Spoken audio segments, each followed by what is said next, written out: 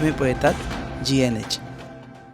दाने दाने में आरोग्य प्राप्तिरस्तु, दाने दाने में सौभाग्य प्राप्तिरस्तु। अमृत जैसा इसका स्वाद, ये है पौष्टिकता का प्रसाद। कण कण में पंचामृता, रग रग में पंचामृता, तन मन में पंचामृता, देश भर में पंचामृता, घर घर में पंचामृता प्राप्तिरस्तु। शुद्ध भी, स्वाद भी, सेहत भी। पंचामृता खाओ, हेल्थी जियो।